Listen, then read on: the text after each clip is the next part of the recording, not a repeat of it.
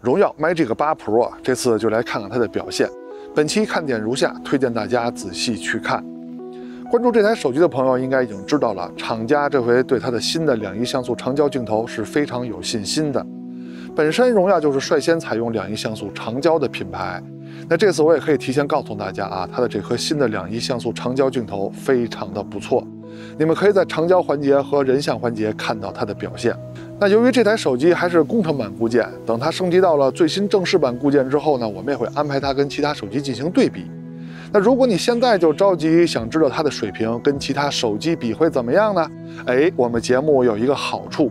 是可以跨视频横比所有的手机，你可以参考往期的节目。作为聊影像的节目，一直鼓励大家能参与到摄影中来。非常感谢那些在视频回复里上传照片的朋友，是你们用实际行动带领了大家参与到摄影中来。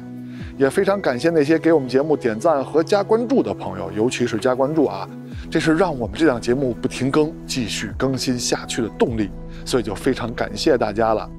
那下面就看看本期的摄影环节有哪些网友的摄影作品入选了吧。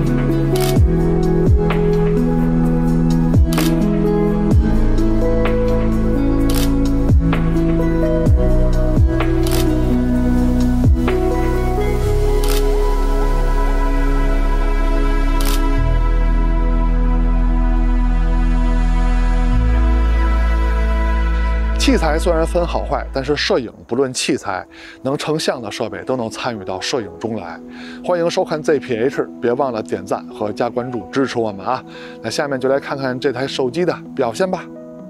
手机后摄3个镜头，主摄超广角和这回全新的3.7倍长焦镜头。拍摄界面给了默认的5个焦段切换按钮，0.5倍是超广角，1倍是主摄，2倍是主摄的数码变焦，3.7倍呢就是最新的长焦镜头，10倍是3.7倍镜头的数码变焦。手机的侧面有一个专门的 AI 按键，这个按键可以自定义很多功能，在系统内就可以设置，可以给它赋予很多的功能。在默认状态下，双击呢就可以打开相机了，滑动它可以变焦，半摁是对焦，全摁是拍摄。其实像这样的专门按键很多手机都有，那我为什么要专门说它呢？那是因为你看，这是一个现场的拍摄画面啊，我左手拿着录制设备，右手单手在操作这台手机，你们可以看到操作是非常的流畅，非常的顺滑的。而且最关键的还有一点，就是它这个防抖啊，太稳了点吧。你看当时我已经放大到了非常远的倍数了，已经好几10倍了，不但操作起来得心应手，而且画面非常的稳定。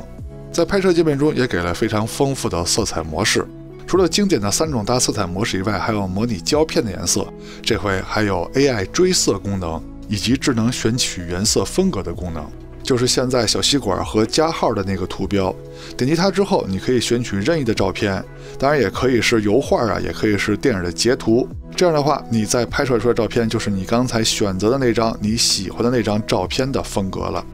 这次的 AI 追色功能也是很强大的，他们还自带了说明。浪漫蓝调风格呢是适合傍晚蓝调时分的风光拍摄，金色秋日当然适合秋日下的自然风光拍摄啦，还有暖调夕阳适合黄昏时分的城市风光与人文街拍。希望大家多多利用这些厂家给你的功能，拍出优秀的照片。那下面就正式开始聊这台手机的光学成像表现怎么样了。我们还是先从主摄聊起。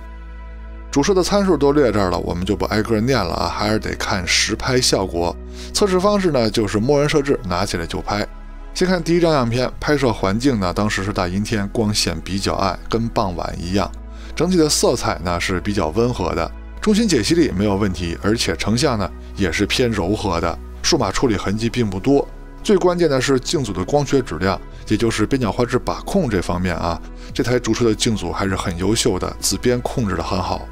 再看一张样片，这回拍摄环境就是大晴天了，色彩呢非常的亮堂，大家喜欢这样的色彩风格吗？那么中心解析力依旧是偏柔和的，数码处理痕迹呢是有一点的，那边角画质把控依旧是非常出色的，紫边控制得很好。主摄是有5000万像素高清模式的，跟默认的1200万像素比呢，解析力提升也是很明显的。再说超广角镜头，参数都列这儿了，最关键的是这台超广角的等效焦段达到了12毫米，那视角是非常的宽广啊。现在看到的就是主摄跟超广角的视角差距，可以看到视角差距是非常巨大的啊。那在成像表现这块呢，中心解析力呢是没有问题的，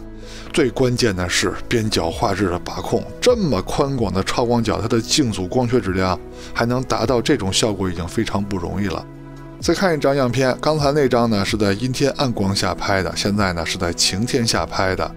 中心解析力肯定是没有问题的，最好的还得是边角画质啊，等效12毫米的这么宽广的超广角，能有这种边角画质，我已经很满足了。虽然说这台超广角的镜组光学质量不错啊，但是可惜的是呢，它的高清模式跟普通模式比啊，解析力啊提升的不明显。再说长焦镜头，参数就列这儿了，就不挨个念了啊。咱们看实拍效果，现在对比的是主摄直接拍跟2倍数码变焦的表现。2倍呢，大家还是经常用的啊，可以看到在解析力提升方面，2倍数码变焦做的相当优秀啊，这简直不是数码变焦的水平了，这简直就是换了一个光学焦段的差距了啊！解析力提升的相当明显。现在是2倍数码变焦和新的3.7倍长焦镜头的解析力对比，可以看到差距又是非常明显的，这和新的3.7倍镜头的解析力非常高。而且这颗全新的3.7倍长焦头，它的最高像素是2亿像素的，跟默认的1200万像素输出比，解析力的提升又是非常夸张的啊！而且它的2亿像素的成像时间非常的快。现在是3.7倍镜头和它自己的10倍数码变焦在成像方面的对比，解析力提升会很大吗？没错，依旧是非常巨大的。那这么优秀的10倍数码变焦，到了30倍数码变焦的时候，解析力还能继续提升吗？那这组照片呢，拍摄的时候夕阳已经非常矮了，马上就要落山了，光线非常的暗，但是30倍数码变焦，它的解析力依然能够继续提升。这颗长焦镜头啊，非常的优秀啊，可以在你每次觉得它应该提升的时候，它就会给你解析力上的提升，而且提升的都是非常明显的。那么这台手机呢，超广角和新的3.7倍长焦镜头都能用来拍摄微距。现在看的就是超广角数码变焦到主摄焦段和3.7倍变焦到10倍焦段的微距对比，它们的成像表现都是不错的。那再换一个环境啊，拍一个岩石的纹理，无论是超广角的数码变焦还是3.7倍镜头的数码变焦，它们都能把岩石表面这种细小的晶状结构放大到宏观来观察。再说前摄，先看前摄自拍的表现，用的就是前摄镜头的默认设置，没有调其他的选项。可以看到整体自拍的效果呢还是很上乘的，肤色呢很好看，美颜呢也适中，可以保留一些脸上的细节，而且还可以把你再拍的精美一些、帅气一些。整体的清晰度和细节呈现，还有整体照片的颜色呀、肤色呀，都是很好的。现在是前摄录像的表现，它的成像风格还有色彩风格跟前摄拍照简直是太相似了。那这点呢，统一性做的还是非常好的，而且前摄录像的解析力是非常高的，防抖也不错。整体的画面的颜色还有人物的肤色呢，也都是非常好看的。那如果要挑一点毛病呢，它现在的防抖是非常好的，可以看到背景的防抖是非常厉害的啊。那如果再能追一下人脸就更好了。再说人像拍摄，用的也是人像模式的默认设置，没有调其他的选项。在第一个环境下，可以看到人像照片的质量还是非常高的啊，拍得非常好看，非常精美。那要这么看呢，这回卖这个8 Pro 带来的全新的雅固人像模式还确实挺有一手的。它默认是雅固生动，当然它还有雅固质感、雅固经典和其他的人像色彩模式。那现在呢，换了一个环境，也换了一个光照的角度，人像拍摄的效果依旧是非常上乘的。我个人觉得呀，这个模式非常适合拍女孩子，当然了，拍摄男孩也可以拍得精神一些、精致一些嘛。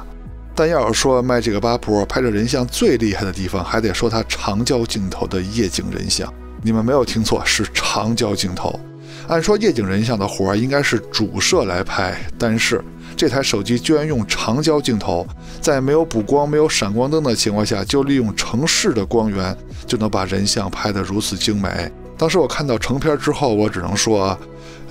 张张拍的是非常不错的。当然了，这台设备的长焦夜景人像能力也是非常夸张的。而且这些样片呢，它不但都是直出，而且还有很多逆光拍的。就像现在看到这些样片，背景比人物可亮多了，但是它依然能拍出非常好的效果。当时长张给我拍的时候，我还说你能不能找点背景暗的地方，让我的脸亮起来啊？他说你放心，这样的场景我都拍了好几张了，效果真的没问题。我看到成片以后也只能感叹，这颗新的 3.7 倍长焦真的很厉害啊。再说直出扩张度的表现，手机直出的3种大色彩模式，鲜明、自然、质感，它们在各个环境下主摄跟超广角我全都测了个遍。那结论就是，无论在任何环境下、任何色彩模式下，主摄跟超广角的表现都是极为稳定的。当时我有一种感触啊，荣耀真的是一个能听取意见、很听劝的品牌啊。在每次扩张度测试环节，我都会告诉大家怎么去分辨直出扩张度的好坏。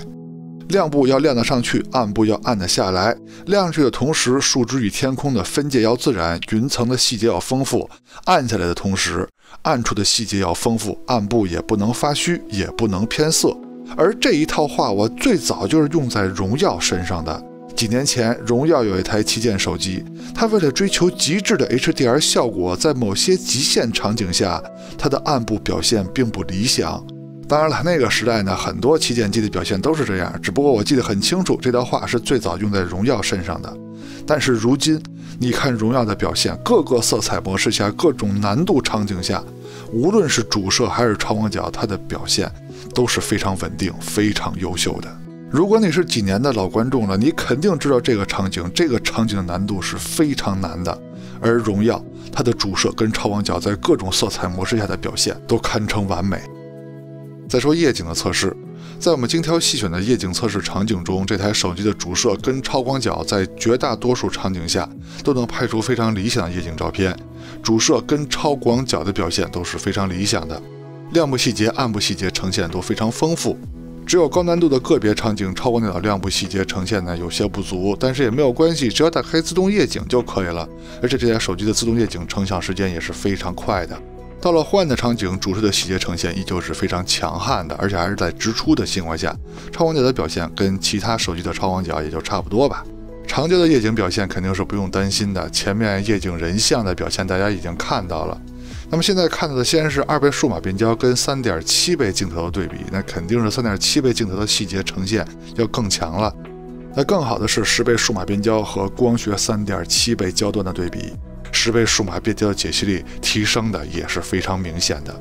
就算是到了非常暗的环境，3.7倍跟10倍数码变焦的表现也是非常稳定的。他们毕竟是一个镜头拍的嘛，但是他们在这么暗的环境下都能拍出很好的夜景照片。到了真正的极暗环境，就要打开夜景模式了。那么第一个场景祖传神速，那肯定对于这台手机来说是能轻松搞定的。那么第二个极限场景就是健身器场景了，主摄的表现非常优秀，细节呈现非常丰富，超广角的表现和现在其他的旗舰手机也是大差不差的。场景难度继续提高，树林小路场景，主摄的表现依旧没问题，细节呈现很好。超广角嘛，在这么暗的地方确实是很难应付的。就算是到了最极限的场景，祖传神速 Pro 主摄的表现依旧是非常惊艳的，细节呈现非常丰富啊。超广角嘛，无所谓了，谁家到这儿也都这样。视频录制用的就是手机的默认设置，也是最接近现在社交软件的录制效果。现在呢是主摄白天手持走路的表现，没有架子，没有稳定器。当时的光线已经非常暗了啊，但是对于主摄来说呢，还是没有什么难度，防抖跟清晰度都是非常好的。现在是超广角的表现，这回能看出当时的环境有多么暗了吧？但是对于这台手机的超广角来说呢，压力也不是很大，清晰度跟防抖依旧很好。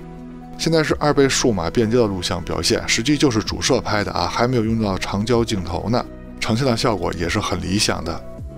现在就是 3.7 倍长焦镜头的录像表现了，可以看到解析力和清晰度是非常强的，而且防抖太稳了。现在是10倍数码变焦的录像表现，就是 3.7 倍镜头的数码变焦啊，解析力、清晰度相当不错啊，防抖依旧强悍。